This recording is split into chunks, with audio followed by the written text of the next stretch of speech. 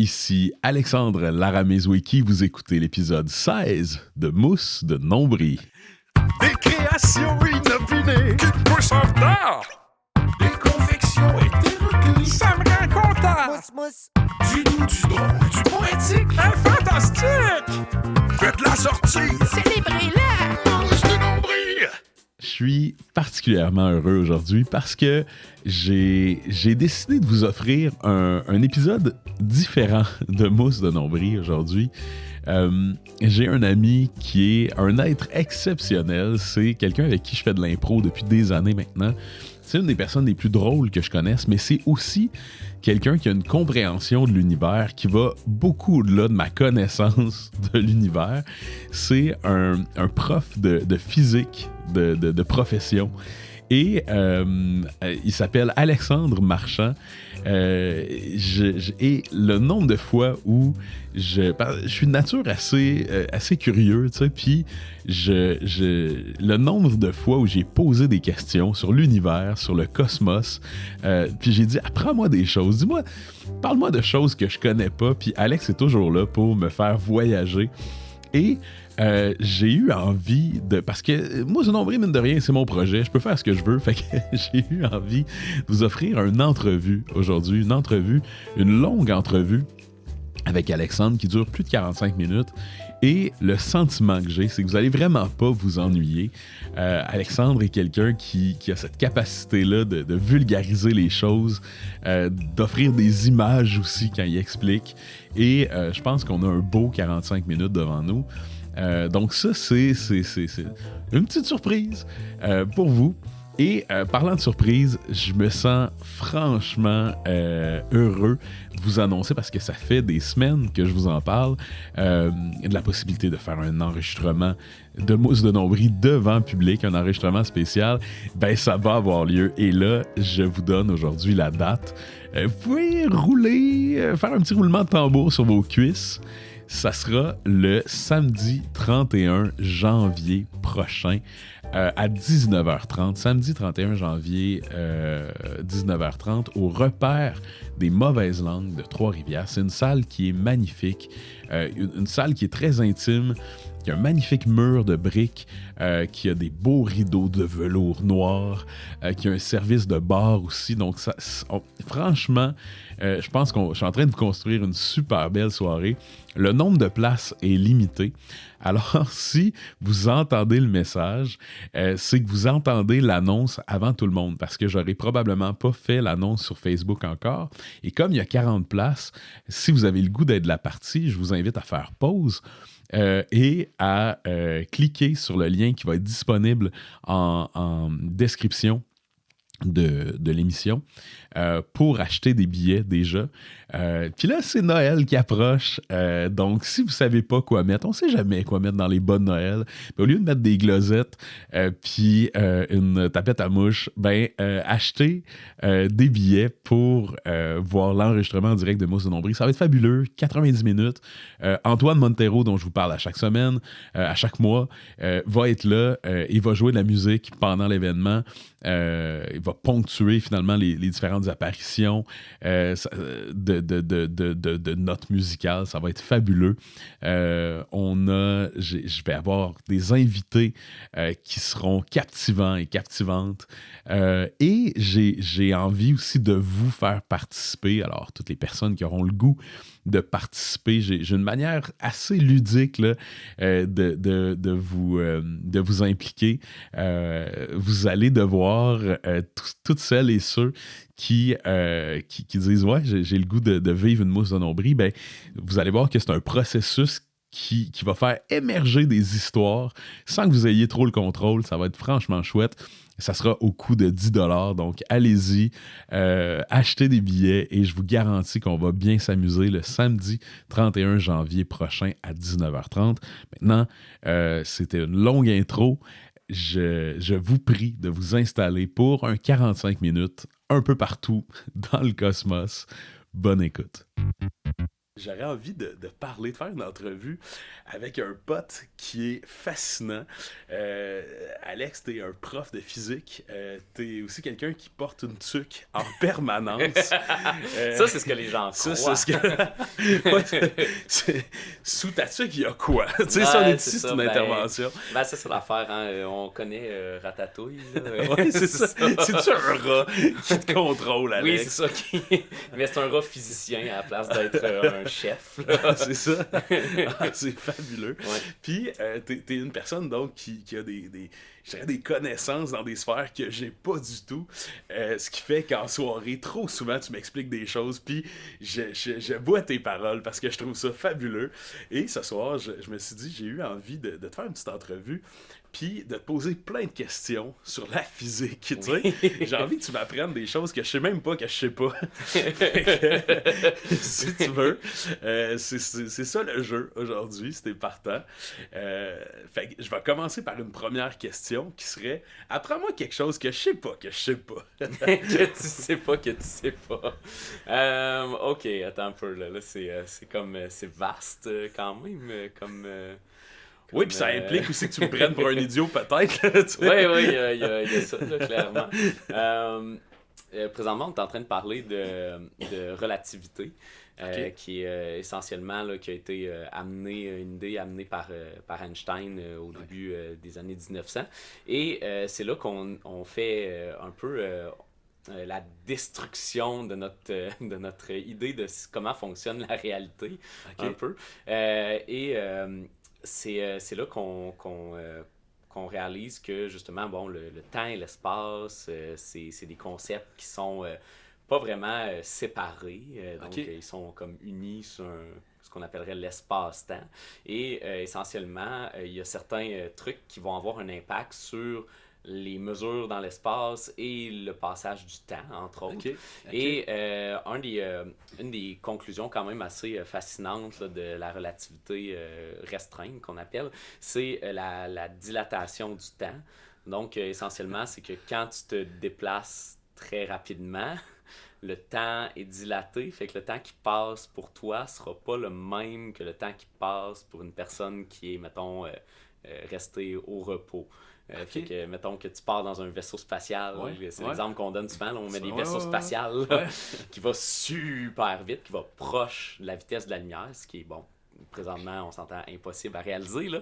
Mais si c'était le cas, eh bien, le passage du temps est altéré et ça fait en sorte que la personne sur le vaisseau spatial va pas vieillir au même rythme que, mettons, les personnes qui sont restées sur Terre. Donc, la personne qui est dans l'espace vieillit plus rapidement? Non, en fait, pour elle, le temps semble se passer au même rythme que d'habitude. C'est ça. La personne qui est dans le vaisseau spatial, elle se rend pas compte que le temps est affecté. Pour elle, tout semble normal. Mais quand elle revient, mettons, sur Terre, ben, le temps qui va s'être passé sur Terre sera pas le même que son propre temps à elle. Fait que si on prend l'exemple, pour avoir un petit chiffre comme ça, là, quand tu vas à 87% de la vitesse de la lumière, ce qui est environ, la vitesse de la lumière, c'est 300 000 km par seconde. 87% de ça, là, fait que c'est à peu près la vitesse que les gens roulent sur des forges en été. Oui, c'est ça. Ben, moi, j'ai calculé, puis c'est pas mal la vitesse de comme à quel point il faut que je sprinte vers la toilette quand j'arrive chez nous, puis que j'ai envie de pisser, là, puis que là, on dirait que dès que tu arrives proche de ta porte, l'envie devient exponentiellement plus grande, là, puis là, il faut que tu, comme, damn, tu cherches ta clé, puis là, tu as de plus en plus envie. Fait que c'est ça, c'est un peu ce feeling-là. Puis là, ta notion du temps, à ce moment-là, t'as l'impression que... C'est ça, exact. Ça non, prend une mais éternité de trouver tes clés. C'est ça, fait que, enfin, si on reprend l'exemple du vaisseau spatial, quand on va à peu près à 87% de la vitesse de la lumière, le temps est dilaté d'un facteur 2. Ça veut dire que pour chaque seconde qui se passe dans le vaisseau spatial, il se passe, mettons, 2 secondes sur Terre. À peu près. Là. Fait que ça fait en sorte qu'une personne qui est partie, mettons, 1 an dans son vaisseau spatial à cette vitesse-là, quand elle revient sur Terre, ben, elle va avoir vieilli d'1 an seulement. et les personnes sur Terre vont avoir vieilli de 2 ans. Fait que là, le temps ne matche plus. La personne est comme, j'ai compté le temps, moi je suis parti, puis pendant que j'étais parti, je suis parti 1 an. Puis les personnes sur Terre sont comme, mais non, il s'est passé 2 ans avant que tu reviennes. Là. Et là, les temps ne fit plus ensemble. Et la question que les étudiants me posent souvent, c'est, mais c'est qui a raison? Qui a compté le bon temps? Okay. Et la réponse, c'est en fait, c'est que... C'est relatif, sûrement? C'est que personne a raison, parce que tout le monde a raison, d'un sens.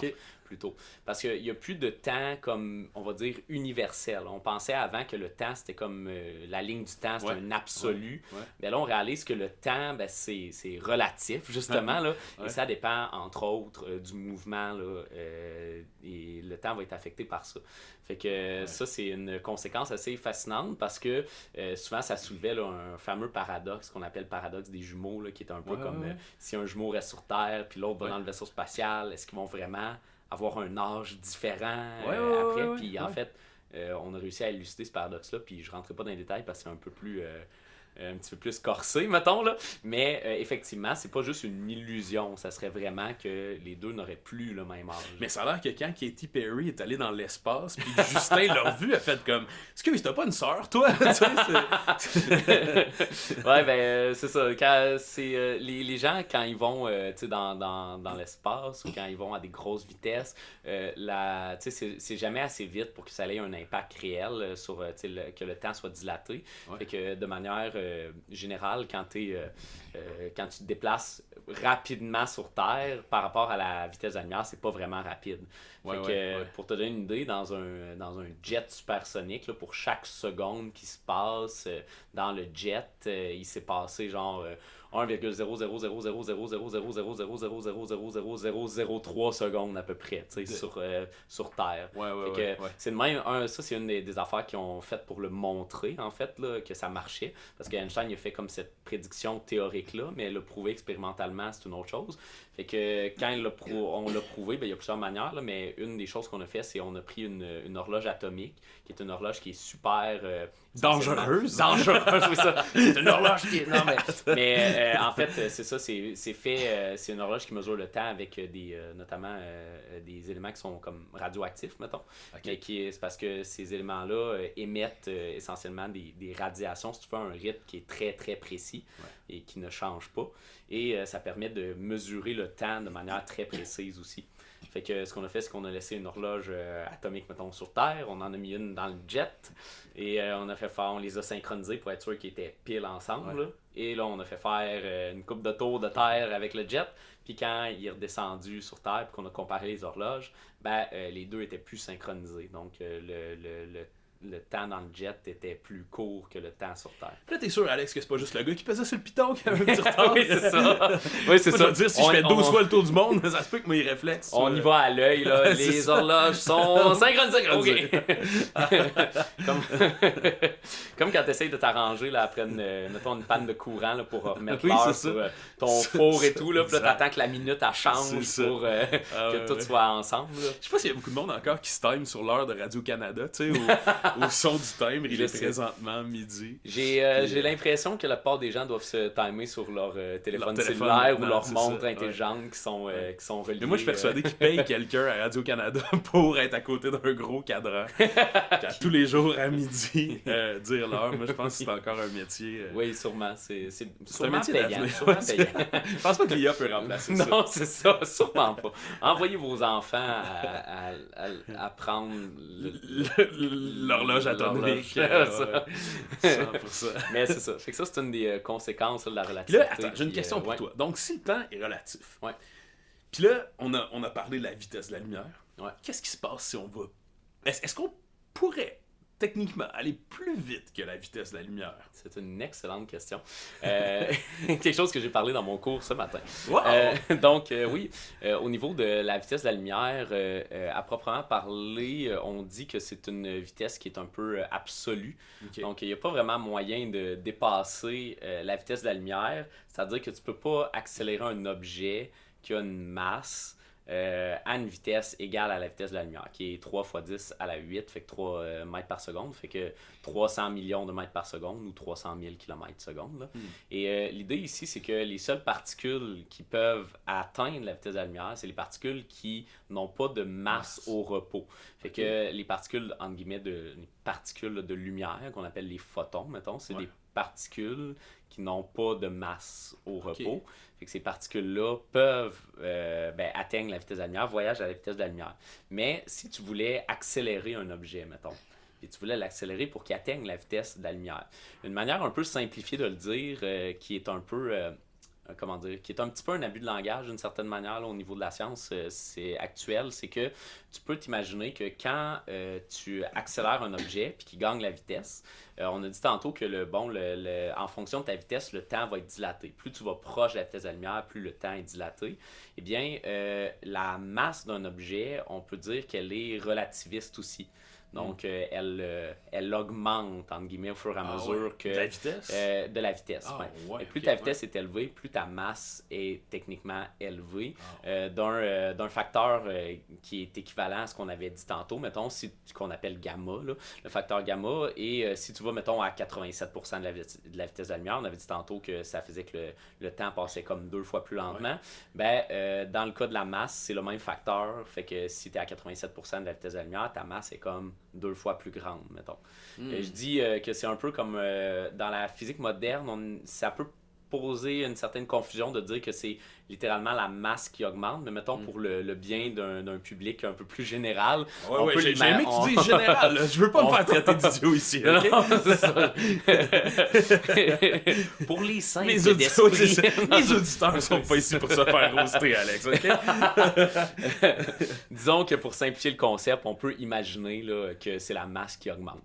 Et ça fait en sorte que si la masse augmente, ça prend de plus en plus d'énergie pour accélérer cette masse-là, essentiellement. C'est comme si tu fournis de l'énergie à l'objet pour l'accélérer, plus la masse augmente, plus ça prend une grande quantité. Exact. Parce que si toi, tu pousses sur une chaise, puis après ça, tu vas pousser sur le Ford F-150 dehors, puis que tu appuies avec la même force sur les deux objets, tu n'auras pas le même résultat. Donc, en fonction de la masse de l'objet... tu me sous-estimes, Alex. Là, je m'excuse. Moi, on m'appelle souvent le petit grand Antonio. Là, c'est ça. Excuse-moi. Non, mais je comprends. Des fois, pendant l'hiver, tu dépognes ça des chars qui sont pris dans les bancs de neige. Toi, tu fais juste pousser un petit peu dessus. Ça me ramène à mon homme des cavernes. Oui, c'est ça. Donc, plus on veut accélérer, plus ça demande d'énergie. Oui, c'est ça. Plus la masse devient grande, plus ça demande d'énergie. Et la relation, pour utiliser un terme un peu mathématique, elle est asymptotique, c'est-à-dire que plus tu te rapproches de la vitesse... L'asymptote. Oui, c'est ça, l'asymptote. À tous les amateurs d'asymptote, c'est... Levez la main. Oui, c'est ça. De manière asymptotique, oui, c'est ça. Tout le monde qui a la ref a fait le move de l'asymptote là, à la maison. Mais c'est ça, fait que... Faites-la pas devant une fenêtre, par exemple, parce que ça ressemble à un mouvement qui est controversé. C'est ça. C'est ça. Il lançait son cœur au public. C'est ça qui a une masse. Il faisait des asymptotes. Regarde, ce gars-là, c'est un génie. C'est un langage purement mathématique. C'est ça, exact. Mais non, c'est ça. Fait que... c'est ça, fait que ça fait en sorte que le facteur par lequel la masse est augmentée augmente plus on se rapproche de la vitesse de la lumière et ça tend essentiellement vers l'infini. Fait que essentiellement pour qu'un corps, quand la masse d'un corps approche de la vitesse de la lumière, sa masse tend vers l'infini. Ça fait en sorte que ça prendrait une quantité infinie d'énergie pour l'amener à la vitesse de la lumière, peu importe la grosseur de l'objet. Fait que tu peux prendre un proton, un électron, puis donner une quantité monstrueuse d'énergie, puis même si c'est un tout petit objet, il va jamais atteindre la vitesse de la lumière parce que il faut toujours lui fournir plus d'énergie pour être capable de lui donner une vitesse supplémentaire, de le faire accélérer. Fait que dans les accélérateurs de particules, on se rend à des pourcentage, là, on est à genre 99,9999999% de la vitesse de la lumière, mais on peut jamais l'atteindre en tant que tel. Fait que ça, souvent, c'est pour les objets avec une masse. Puis il y a certaines personnes qui vont parler là, de mais est-ce qu'il y a des moyens de comme se déplacer plus rapidement que la lumière sans nécessairement aller à une vitesse plus grande que la lumière? Parce que là, il y a des hypothèses un peu, puis des idées avec le fait d'être capable de, on va dire, plier l'espace-temps. Ouais, c'est là que je voulais t'amener. Les trous noirs, là. Les trous noirs, là, OK? Puis, on reste un peu dans la relativité, là. Ben, un peu, on est encore dans la relativité. C'est qu'essentiellement, bon, d'une manière très vulgarisée, on peut imaginer que les objets, par le biais de leur masse, influencent l'espace-temps. Fait que, on se rappelle, l'espace et le temps, on en a parlé un peu tantôt, je pense, mais c'est un concept qui est comme unifié. Donc, c'est plus quelque chose comme l'espace, c'est une chose, le temps, c'est une autre chose. Ouais. C'est relié ensemble maintenant. Fait que quand tu affectes l'espace, tu affectes le passage du temps aussi. Et en 1915, avec la relativité générale, Einstein a amené l'idée essentiellement que les corps massifs déforment, si tu veux, la toile de l'espace-temps. Ok, c'est-tu pour ça, Alex, que des fois, moi, je suis en retard, j'ai un bon gabarit. Est-ce que ça se peut que je plie le temps? Peut-être, c'est ça, le temps est ralenti. Puis pour toi, il s'est passé juste une minute, puis là, ça arrive, puis là, c'est comme, hey, t'es 1 heure en retard. Un instant, Einstein a déjà parlé de ça quelque part. J'ai déformé l'espace-temps. C'est pas grave, non, le micro est tombé, on va le replacer. J'ai accroché le banc comme un... On a plié l'espace-temps. C'est ça. Génial, ça marche. Fait que, c'est ça. C'est ça, on disait que c'est ça. Que je plie pas nécessairement l'espace-temps, mais que, que le temps influence. En tout cas, le temps et. C'est ça, le temps.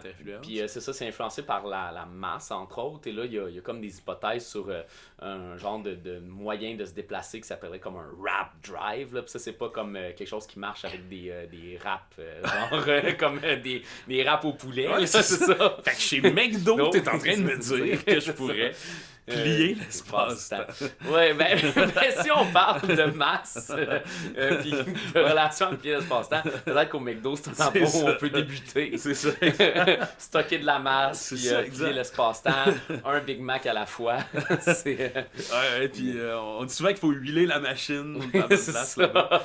Je suis vraiment désolé pour tous les auditeurs qui écoutent, puis moi je fais juste ouvrir des parenthèses qui sont complètement impertinentes. Désolé pour ceux qui essayent de suivre. On essaie de les fermer l'une à la suite de l'autre. On fait un PEMDAS, là. Oui, c'est ça. Fait que si on revient à notre rap drive, essentiellement, là, l'idée, c'est que à la place de te déplacer comme le long dans l'espace-temps à une vitesse supérieure à la vitesse de la lumière, pourquoi on pourrait pas juste plier l'espace-temps, puis un peu comme si à la place de se déplacer sur la couverte, on tire sur la couverte. Puis on rapproche l'objet de nous en déformant l'espace-temps plutôt qu'en se déplaçant directement. Fait que, puis je pense, si ma mémoire est bonne, je suis plus un gars de Star Wars qu'un gars de Star Trek, mais je pense que le vaisseau dans Star Trek, c'est ça qu'il fait. Il se déplace comme ça. C'est comme ça qu'il va aussi vite, c'est en pliant l'espace-temps. Mais ça me semble terrifiant, tu sais. Juste ça parce que j'espère qu'Elon Musk écoute pas, parce que j'ai l'impression que s'il écoute, il va dire, hey, on le fait. On déplace la couverte de l'espace-temps. D'une certaine manière, tous les objets qui ont une masse, comme déforment comme la toile de l'espace-temps, mais à un niveau comme qui est différent dépendant de la valeur de la masse. Fait que, pour te donner une idée, la planète Terre, c'est quand même massif. Au complet. Là. Moi, je suis pas capable de la soulever. Là. Je suis pas Atlas là, qui soulève la Terre comme ça, mais l'effet est quand même là, mais il est très minime, disons. Il est assez grand, l'effet, pour que ça soit important d'en tenir compte pour calibrer les GPS, mettons, les satellites et tout ça. Mais c'est pas assez grand pour que ça soit vraiment remarquable pour les humains directement. Là. Mais, mettons, si tu es à côté d'un objet plus massif comme le Soleil, là, l'effet commence à être quand même remarquable. Fait que autant le passage du temps est affecté. Tantôt, on disait que la vitesse, ça influençait le passage du temps. Mais la masse, donc être proche à proximité d'une masse qui est très grande, ça affecte le passage du temps, ça ralentit le temps. Et donc, si on est proche du soleil, ça ralentit le temps et ça a un impact aussi sur les trajectoires. Sur notre vie aussi, là, je veux dire. Si t'es très proche du soleil, ça risque d'avoir plusieurs impacts sur toi. Tu risques d'être roasté un petit peu avant de réaliser que le temps passe différemment. Ouais, on m'a dit, écoute, prends ton temps, la vie est chill. Oui, c'est ça. J'ai décidé de prendre mon temps au max. Mais c'était pas si chill que ça, finalement. C'était très chill, c'était trop chill. Oui, c'est ça. Ouais, c'était trop ouais. chilly. Oui, c'est ça.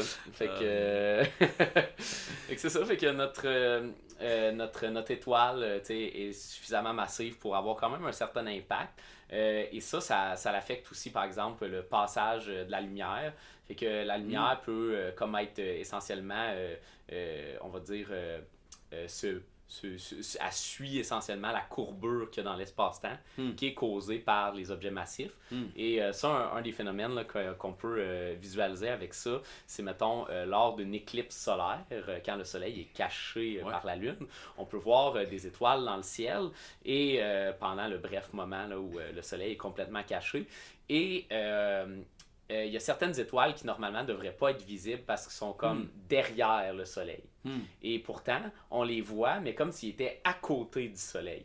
Et essentiellement, c'est parce que l'étoile qui est cachée derrière le soleil, qui est quand même très loin, là, a envoyé de la lumière. Cette lumière-là, quand elle est passée proche du soleil, à la place de juste être bloquée par le soleil, ben, elle a été déviée par la courbure de l'espace-temps. On appelle ça une lentille gravitationnelle.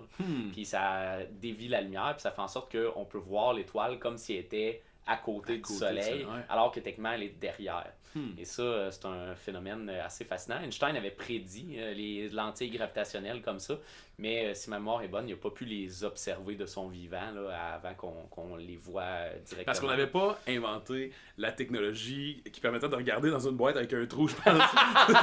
Non, mais je pense qu'on ne l'avait pas fait directement, peut-être pas avec les éclipses, mais c'est parce qu'il y a certains phénomènes spatiaux, mettons qu'on prend un objet qu'on appelle un quasar, qui est un objet extrêmement lumineux. Ça, on peut acheter ça chez Jean Coutu, je pense. Oui, c'est ça, oui. Ben, c'est en spécial cette semaine. Amenez votre quasar en camping. Pour, il y a beaucoup de points optimum qui viennent avec ça. Oui, c'est ça. Et le quasar, essentiellement, c'est un objet extrêmement lumineux. Et quand un quasar est, mettons, caché derrière une galaxie, ben, par effet de lentille gravitationnelle, on va voir comme plusieurs fois le quasar comme autour de la galaxie. Okay. Un peu comme un genre, des fois ça se modélise un peu comme un genre d'anneau de lumière, ou des fois c'est comme 4 grosses boules de lumière qu'on voit, mettons, autour de la galaxie. Puis essentiellement, c'est la lumière qui a été déviée en haut, en bas, à gauche, à droite de la galaxie, qui nous apparaît comme s'il y avait 4 gros spots lumineux. Mais en fait, c'est juste un quasar derrière, puis sa lumière a été déviée par la déformation de l'espace-temps. Il y a au moins 10 personnes dans l'histoire de l'humanité qui ont cru voir un objet non identifié, un objet volant. C'était 4 grosses lumières parfaitement symétriques. Ben, tu sais, les quasars comme ça, puis c'est très, très... c'est quoi un quasar? C'est comme un mini-soleil? Ou... ben, c'est comme... comment l'expliquer simplement? C'est un objet céleste qui émet beaucoup de lumière. C'est pas tout à fait une étoile, mais c'est comme une... voyons. J'essaie de supernova, trouver, non, je sais pas. Non, ben supernova, c'est comme l'explosion d'une étoile. Okay, puis ça, c'est pas tout à fait ça. Okay. Mais là, j'ai comme un blanc pour l'expliquer correctement. Puis là, j'ai l'air d'un idiot. Ben non, ça va, tu sais. La journée où quelqu'un va te reprocher de pas expliquer correctement c'est quoi un quasar, amène-moi là, puis je vais donner 2-3 petites tapes. Je voudrais essayer de le vulgariser de manière... essentiellement, c'est... Comment l'expliquer? C'est, mettons, t'imagines un trou noir. Imagine un trou noir. N'importe lequel. J'ai jamais vu le mien. Je dis ça comme ça. J'ai un bon système de mémoire pourtant. C'est essentiellement un quasar, ça vient comme du noyau d'une galaxie qui va... c'est un quasar, c'est un trou noir qui va attirer de la matière et ça va essentiellement créer une lumière extrêmement intense. Je sais pas comment le vulgariser de manière plus direct, là, c'est... Mais Alex, c'est fabuleux, là. C'est fabuleux. C'est tout plein de choses que je savais pas qui existaient avant qu'on se parle. Puis c'était ça mon but aujourd'hui, c'était que tu m'apprennes des choses que je sais pas. Puis je suis ravi. Je savais pas que ça existait, un quasar. Mais tu peux pas le voir à l'œil nu, là. Tu sais, ça prend des gros télescopes là, pour voir ça. Là. C'est comme des objets très lointains. Fait que tu pourrais pas checker vers le ciel live là puis voir comme ciel, un quasar. Ce que tout le monde dit en voyant un quasar. Là, à tout hasard, moi j'ai un quasar. Oui, c'est ça. Mais c'est souvent ça que les gens se disent. Fait que, ouais. J'ai une question. Oui. Dans un autre registre complètement. Ben oui, vas-y. Je sais qu'il y a un objet interstellaire, le troisième apparemment qui serait venu là, dans notre champ, en tout cas qui s'appelle la comète Atlas I3, un truc du genre là. C'est-tu de quoi qui te sonne une cloche? Ouais, je crois. C'était-tu l'espèce d'astéroïde comète qui avait une drôle de forme? Ouais, c'est ça. Qui était comme très étiré. Oui, c'était vraiment en forme de joint, je pense. Ah oui, c'est ça. Moi, je pense que ça vient de la galaxie Snoop Dogg. Ouais, peut-être. Mais joint interstellaire, genre. Ouais, c'est ça. C'est un objet interstellaire, mais là, j'ai comme beaucoup de questions, tu sais. C'est-tu des... Ok, je vais... D'après toi, Alex, les extraterrestres... Ok, c'est là qu'on s'en ouais, j'aime ça qu'on ouvre cette porte-là. Est-ce que tu viens de prendre une petite puff du joint interstellaire, là, puis comme, ok, mettons, les aliens. Les aliens, mon gars. Ouais. Qu'est-ce qu'on sait sur la vie extraterrestre? Ok, ben c'est une question super intéressante qui revient souvent, puis il y a plusieurs écoles de pensée par rapport à ça, évidemment. Mais, tu sais, dans l'univers observable, il y a des centaines de milliards de galaxies. Dans chacune de ces centaines de milliards de galaxies-là, il y a des centaines de milliards d'étoiles. Ouais. À chacune de ces étoiles-là peut être associée peut-être des planètes. Ouais. Fait que, est-ce que la possibilité que la vie se reproduise ailleurs dans l'univers est nulle? Je ne pense pas. Est-ce que c'est sûr à 100%? Ben, je peux pas plus le dire. Là. On peut pas vérifier chacune on pourrait pas vérifier chacune des planètes. C'est-tu un t'es pas game, ça, Alex? Ouais, c'est ça. Fait que, y en a beaucoup, puis c'est dur de les observer. Là, fait que c'est trop petit, c'est trop loin. Fait que, est-ce que y a des possibilités qu'il y ait la vie qui se soit développée ailleurs? Moi, je dis que oui, ça serait fort possible. À quel point c'est possible, je sais pas. Faire un estimé. Je pense qu'il y avait quelqu'un qui avait essayé de faire comme une formule pour ça. Ouais. Je me rappelle plus exactement du nom de la personne ou du nom de la formule, mais il y avait une formule pour essayer d'estimer là, le nombre de planètes habitables dans l'univers. Et, Charles Patnaud, je pense. Oui, c'est ça, je pense que c'est ça. Et c'est ça. Fait que moi, je pense que, de mon avis de physique, je pense que c'est possible. La difficulté, par contre, c'est plus, est-ce que si tu parles de vie extraterrestre, est-ce que tu parles de vie comme des humanoïdes? Est-ce que tu parles de bactéries?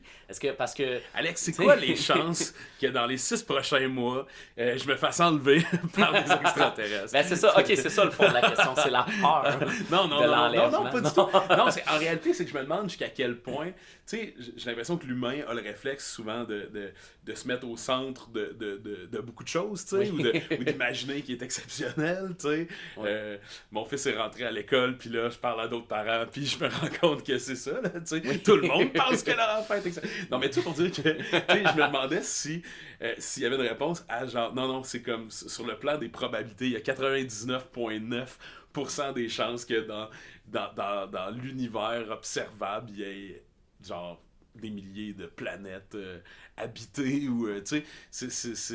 Non, mais je me demandais si tu sais c'est ça, c'est parce que les conditions requises pour qu'on imagine que la vie puisse apparaître, on peut s'imaginer que c'est des conditions similaires à ce qu'on avait sur Terre d'une certaine manière, parce que tu sais la vie telle qu'on la connaît, à base de carbone et tout ça, c'est des atomes qui ont des propriétés particulières qui permettent d'une certaine manière l'émergence de la vie. Là. Ouais. Dans un mécanisme qui n'est pas tout à fait compris encore là, à 100%, mais disons que c'est plus difficile d'imaginer la vie se créer à partir de peut-être d'autres blocs légaux de départ, si on veut. Pas que c'est 100% exclu, là, du moins, je suis pas biophysicien non plus. Moi, je dis ça, mais j'ai écouté Men in Black, puis il y a des créatures qui ressemblent à des dragons. Oui, c'est ça, moi. C'est ça. Fait que si t'imagines un peu les mêmes blocs légaux de départ pour construire la vie, il faut qu'il y ait certaines conditions requises. Puis que la planète soit dans une zone qu'on appellerait, mettons, la zone habitable. Il faut pas qu'elle soit trop proche de son étoile, faut pas qu'elle soit trop loin, sinon il va faire trop froid. Fait qu'il y a des conditions de base, mais la zone habitable, c'est pas aussi mince que qu'est-ce qu'on pourrait croire. Des fois, les gens ils pensent, si tu déplaces la Terre de seulement 2 mètres vers la gauche, genre, c'est comme, on n'est plus dans la zone. Mais non, l'orbite de la Terre, c'est même pas un rond, là, c'est une ellipse. Fait que des fois, la Terre est plus proche, des fois, elle est plus loin du Soleil, puis on meurt pas à cause de ça. Là. Fait que il y a quand même un certain jeu, là, une certaine zone habitable, et la possibilité que d'autres planètes se soient formées ailleurs dans une zone habitable qui ait peut-être certaines composantes nécessaires pour faire abriter la vie, c'est pas exclu. Mais c'est sûr c'est pas quelque chose de, en tout cas du moins j'imagine, quelque chose de hyper fréquent, parce que les conditions nécessaires sont quand même peut-être pas évidentes à réunir. Mais si tu limites ton idée de la vie à des bactéries, ben là j'imagine que on est en train d'essayer d'en chercher, est-ce qu'il y en a eu sur Mars, est-ce qu'il y en a peut-être sur une lune qui s'appelle Titan,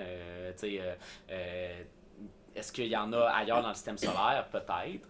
Mais si tu cherches des petits bonhommes verts ou si tu cherches des organismes plus complexes qui peut-être sont doués de la pensée, de réfléchir, de tout ça, ben là, les possibilités diminuent. Mais nous, c'est arrivé. Fait que d'un sens, on est un peu la preuve que c'est pas impossible. Là.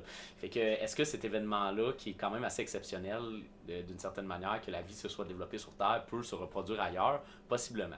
Mais là, la question de savoir si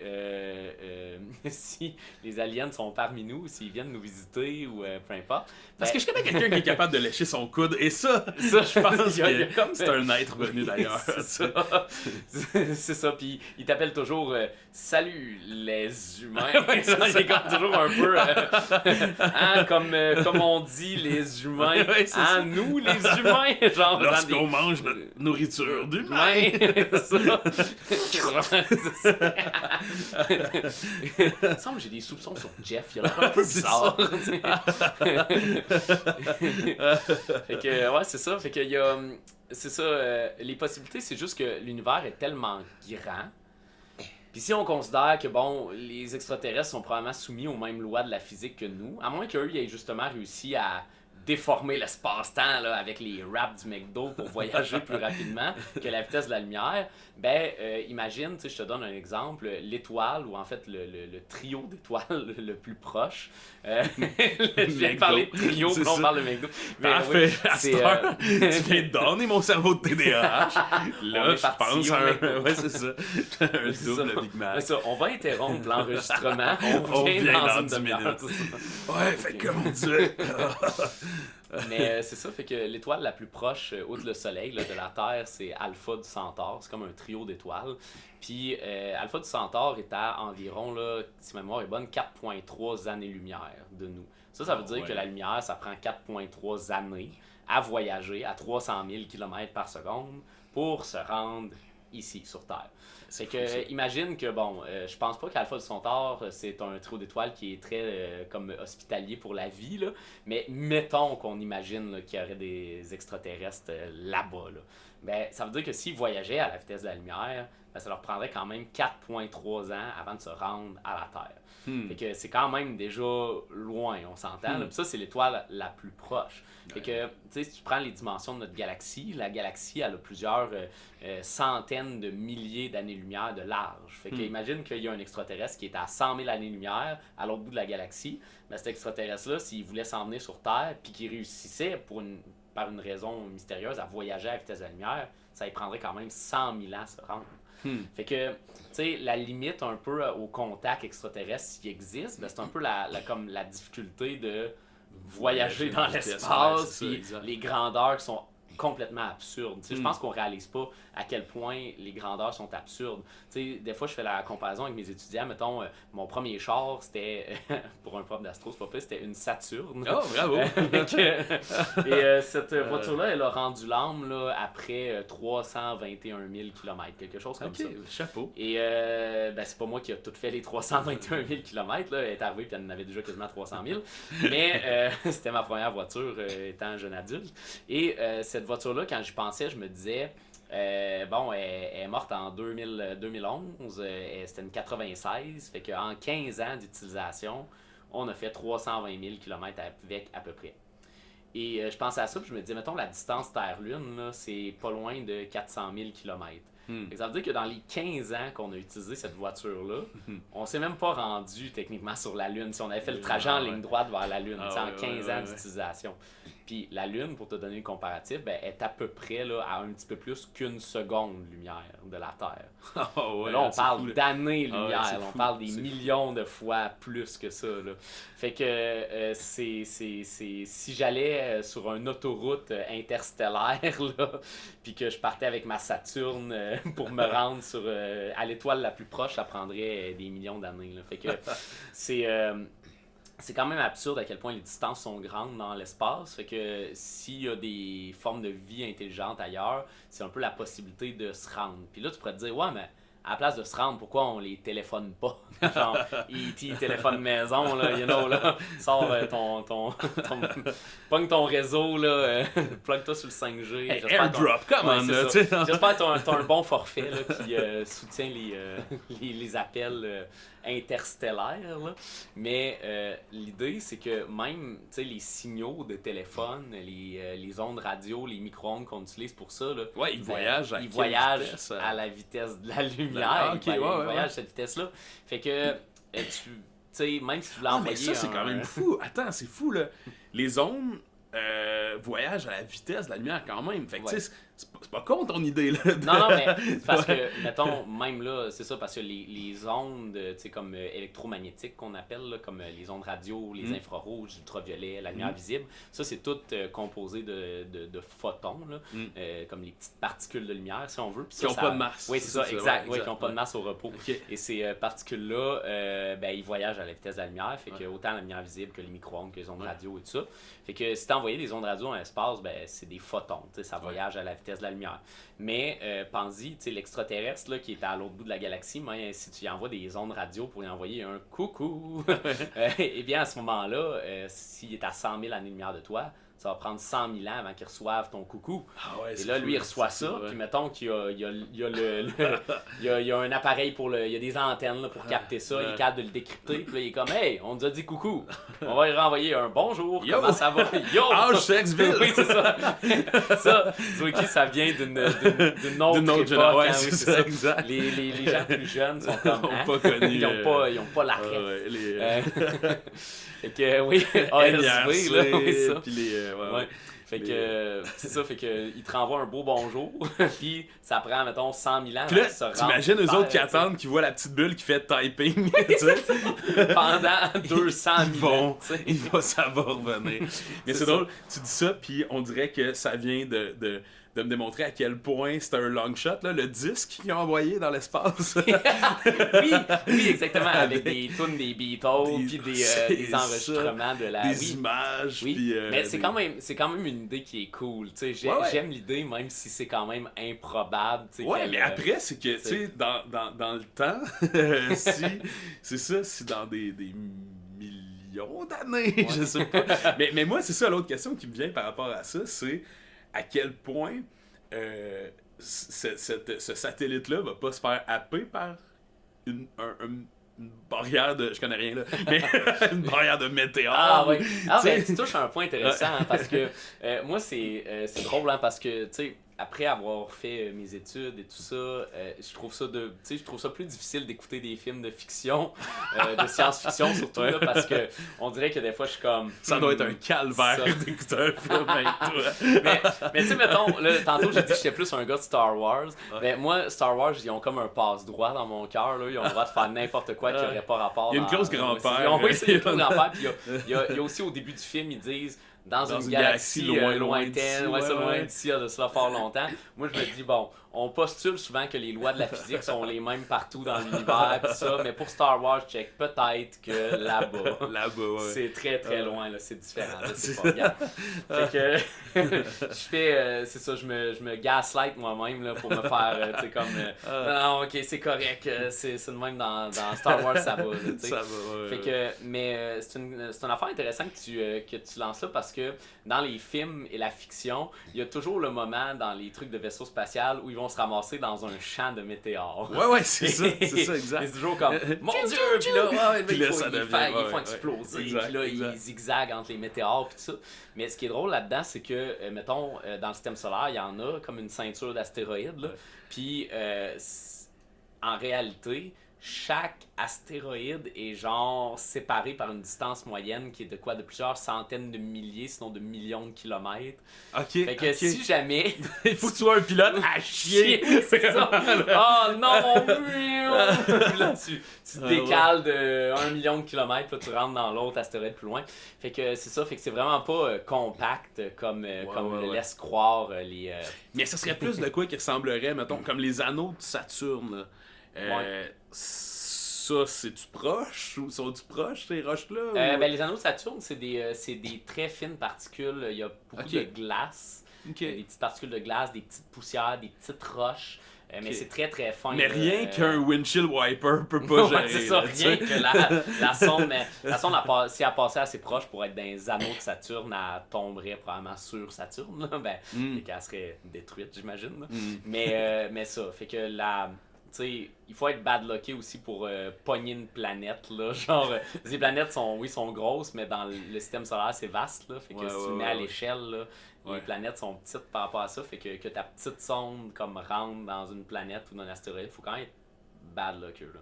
Mais, mettons, c'est quand même une idée, ça se peut que ça crash sur quelque chose, ça se peut que ça voyage, ça rentre dans le champ gravitationnel de quelque chose, puis que ça s'écrase sur un objet. Mais même si c'était le cas, peut-être que des extraterrestres pourraient trouver les débris de ça. Éventuellement, je peux très bien imaginer. Mais juste l'idée de ça doit être fascinante. Imagine ça s'écrase sur une espèce de planète lointaine, là, après des millions d'années. Là. Puis là, à un moment donné, il y a une espèce extraterrestre qui arrive et qui découvre ça. Imagine le buzz que ça doit faire de réaliser qu'il y a de la vie ailleurs et que tu viens de trouver une... Mais moi, ce qui me fait capoter, c'est que si ça se passait sur la Terre, on n'aurait aucune réaction. Parce qu'avec la quantité de satellites, de déchets, puis de trucs qui sont en orbite, ou l'intelligence avec l'intelligence. Ouais, c'est ça. Tu sais, c'est comme, non, c'est encore une. Tout le monde aurait le gros. C'est de l'art, c'est quelqu'un qui a fait de l'art qui était pas content de son dessin ultra réaliste avec beaucoup trop d'informations et un langage qui n'existe pas, puis qui l'a juste barouetté dans l'océan. Oui, c'est ça. Ouais, il y a ça. Mais.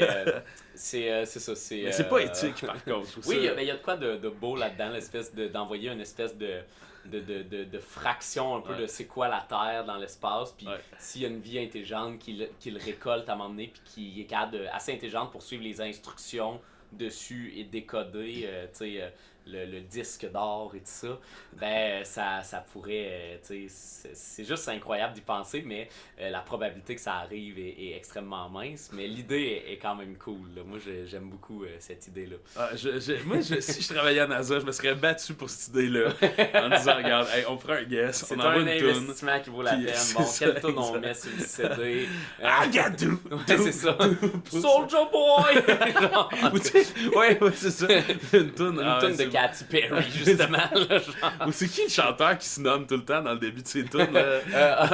Pitbull? Non, t'as un peu DJ Khaled. Non, c'est genre... je me souviens plus du nom. Ça se peut qu'on soit entrecoupé. Là, en ce moment, juste pour la mise en contexte, on est présentement des petits voyous là, pendant un match, pendant un spectacle, en fait, de la Lime. c'est un spectacle qui doit être fascinant en plus, parce qu'on a la semi-illustrée qui est ici, qui est une ligue de Montréal qui est fabuleuse. Mais j'ai tellement de plaisir que je pense qu'on va peut-être continuer la discussion, mais ça se peut, je vais juste dire que ça se peut qu'on entrecoupe ça, une petite pause, parce qu'il y a des gens qui vont venir bientôt, fort probablement. Ouais, je pense qu'on peut déjà se donner une petite pause pour aller boire de l'eau et tout, puis j'ai envie de te repartir après ça sur on dit qu'il y a des choses qui sont infinies, donc comme, tu sais, mettons, les chiffres, c'est un concept qui est comme infini. Ben là, après ça, tu vas sûrement me dire que c'est vraiment pas ça, mais ça, mais aussi l'univers, tu sais, qui est potentiellement infini. Mais je dis ça parce qu'on dirait que je veux t'amener dans les univers parallèles. Après les extraterrestres, les univers parallèles. Tu voyais que j'avais ma petite agenda qui était caché. Fait que après la pause, on va aller dans cette talle-là. Merci d'écouter. Alex, c'est fabuleux. J'ai l'impression qu'on s'est jasé. Puis c'est ça que je trouve fabuleux avec toi, c'est que j'ai l'impression qu'à chaque fois qu'on se parle, j'apprends des choses que je savais pas, tu sais. Puis ça fait que je vais me coucher moins niaiseux. Tu sais, je sais que grâce à la discussion qu'on a eue ce soir, je vais me coucher moins con. Et je te remercie pour ça. On s'est rendu compte en jasant, là, premièrement, on s'est rendu compte que les gens de la semi-illustrée, on les aime profondément. Puis on a envie d'aller les regarder un petit peu. Fait qu'on s'est dit que, comme c'est une très belle boîte de Pandore, les univers parallèles. Oui, c'est ça. On risquait de tomber dedans et ne plus en sortir. Fait que pour notre sécurité, on s'est dit qu'on mettrait ça plus tard, qu'on allait regarder la fin du spectacle. Mais je te remercie énormément pour ta générosité d'avoir accepté à faire ça. Ça fait plaisir. De faire ça à pied levé après 6 heures de cours quand même aujourd'hui. J'étais un peu, c'est ça, un petit peu déjà fatigué d'avance, fait que j'espère que j'ai pas dit trop de bullshit. Non, mais écoute, si c'est le cas, je n'y ai vu que du feu.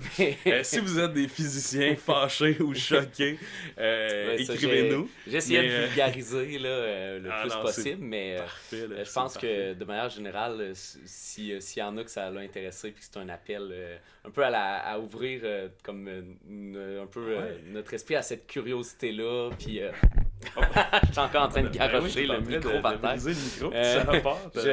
Je gesticule beaucoup en parlant, les gens le savent pas, et là je suis en train de donner des baffes sur tout autour. Mais oui, si les gens là, veulent t'entendre, ils peuvent s'inscrire à un de tes cours. Oui, c'est ça, ils peuvent aller faire des cours de physique, ils peuvent se réinscrire en sciences de la nature, puis juste pour avoir les cours de physique.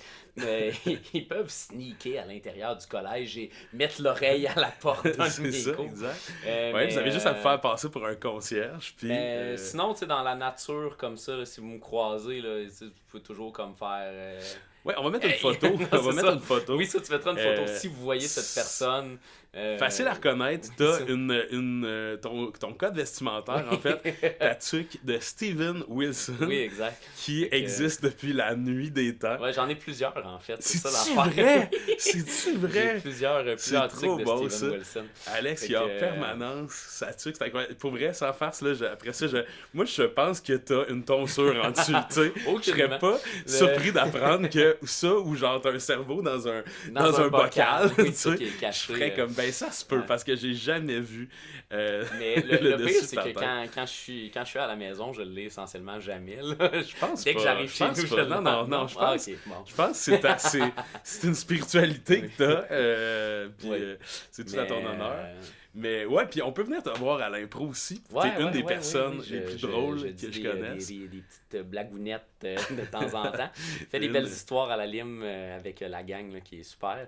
Mais oui, si vous voulez venir voir la lime, toujours un plaisir. Je fais pas juste des impros de physique, là, ayez pas peur. Je fais juste des impros de physique. C'est ça. Okay? Toutes mes impros commencent dans un vaisseau Vous allez toujours apprendre quelque chose. C'est ça c'est la mission qui s'est donnée. C'est ça. Des fois, je plug des vraies affaires dans les impros. Puis des fois, je me demande si les gens ils pensent que c'est juste pour que ça soit drôle ou si c'est un vrai fait, tu sais. Moi, à chaque fois que tu plugues quelque chose, je vérifie après ça, tu sais. Pour pouvoir te roaster sur une prochaine impro, tu sais, avec un callback. Mais c'est vraiment gentil de m'avoir invité à te jaser comme ça. J'ai eu beaucoup de plaisir. Et c'est ça, le mot un peu de la fin pour ça, c'est ça. Si c'est des petits sujets là, qui ont allumé une certaine curiosité, ben n'hésitez pas à les explorer. T'as pas besoin d'avoir un doc en physique pour aller chercher ces connaissances-là. Tu peux aller sur YouTube et risquer de te désinformer. Ouais, il y a ça. Oui, c'est ça. Il faut toujours la difficulté, souvent, c'est de valider ses sources et qu'ils soient corrects. C'est con, mais pour les curieux, t'as-tu un channel YouTube que tu fais comme ça fait du bien. Il faudrait que je... Ah mon Dieu, je suis pas bon si pour retenir les noms des channels en tant que tels, mais il y en a certains qui font de la bonne vulgarisation ou qui ont des belles animations sur des phénomènes physiques, là. Mais on dirait que, comme tu me le demandes sur le spot, c'est comme si tu me demandais... C'est comme quand je m'en vais pour nommer les gens, mettons que c'est moi qui est à l'animation, à l'impro, qui appelle les gens comme « dans l'équipe des Bleus », puis là, c'est tous des amis avec qui ça fait des années, 15 ans que je connais, puis j'oublie leur nom. J'ai la même phobie que toi, là, 100%. Il y a beaucoup de monde qui se reconnaissent en ce moment. Il n'y a pas de souci, s'il y a des trucs qui te pop, tu m'enverras des liens, puis je les mettrai dans la description. Oui. Puis ce que j'ai envie de dire, j'en aurais certainement déjà parlé en intro, mais le 31 janvier prochain, je vais faire un enregistrement en direct de Mousse de Nombril devant le public, et je serais complètement fou si t'avais le goût de venir faire une chronique. Tu sais, justement, là, explique-nous les univers parallèles puis la théorie des cordes en 7 minutes. Un bon défi. Mais si je suis libre et que c'est possible, j'aimerais vraiment ça. Qu'est-ce que t'écris dans ton sel? Trouver quelque chose à faire pour pas être pogné, pour expliquer l'infinité de l'univers, les univers parallèles et la théorie des cordes. Mais c'est des sujets intéressants qui, des fois, tendent plus vers la fiction que la réalité, mais c'est des trucs dis pas ça. C'est des trucs qui fascinent beaucoup les gens, fait que c'est des choses qui, je pense, peuvent être intéressantes à parler, justement, là. Fait que si on a l'occasion de se revoir, justement, au mois de janvier, je te ferai un petit résumé de ces petites choses-là. Là. Fait que, Alex, c'est un rendez-vous. T'es incroyable. Toi, merci d'avoir été là. Cher public, j'espère que, tout comme moi, ce soir, vous allez vous coucher moins niaiseux grâce à cet épisode spécial de Mousse de Nombril. Avant de se quitter, j'aimerais remercier encore une fois Alexandre Marchand et sa grande faculté de vulgariser l'univers. Il a été franchement généreux. Merci beaucoup, Alexandre. Un autre merci tout spécial. J'ai eu le privilège de recevoir une commandite coup de pouce de Culture Mauricie. Culture Mauricie, donc, c'est un organisme qui vise à faciliter la professionnalisation des artistes et à les accompagner, les artistes professionnels. Et donc, j'ai reçu une commandite coup de pouce qui m'a permis de faire l'achat de matériel d'enregistrement, donc console, micro. Et c'est ce qui va me permettre dans les semaines à venir. Là, ce qu'on a entendu aujourd'hui, c'était avec mon petit enregistreur simple, mais l'achat d'une console va me permettre d'enregistrer des entrevues justement devant public avec différents intervenants. Alors ça, c'est franchement précieux. Merci énormément Culture Mauricie pour ça. Et Culture Mauricie, c'est beaucoup plus aussi. C'est de l'encadrement par des pros, pour des pros des arts. Alors, c'est franchement précieux pour toute personne qui désire vivre de son art. Culture Mauricie va être là. C'est aussi s'inscrire à Culture Mauricie, c'est avoir accès, avoir son nom dans un répertoire qui permet facilement de regrouper les artistes de la Mauricie. Et c'est certainement beaucoup d'autres choses aussi. Alors, je vous invite à visiter leur site internet. Vous pouvez aller sur Google, vous tapez Culture Mauricie et vous pourrez voir les différents appels de projets et le soutien et la formation aussi, entre autres, qui est donné.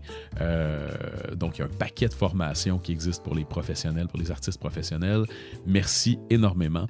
Merci encore une fois à Antoine Montero pour la musique et merci surtout à vous de nous suivre aujourd'hui, généralement de me suivre et j'ai franchement hâte à l'enregistrement en direct, c'est-à-dire l'enregistrement devant le public qui aura lieu le samedi 31 janvier prochain à 19h30 au coût de 10$ au repère des mauvaises langues à Trois-Rivières. Donc, inscrivez-le dans l'agenda, procurez-vous vos billets et faites-le rapidement. Si vous le faites dès maintenant et que l'annonce n'est pas faite sur Facebook, vous risquez d'avoir des places finalement parce que le nombre de places est limité. J'ai vraiment hâte de voir en direct, j'ai hâte d'entendre vos mousses et je vous remercie énormément pour votre écoute. Au plaisir d'un prochain épisode de Mousse de Nombril.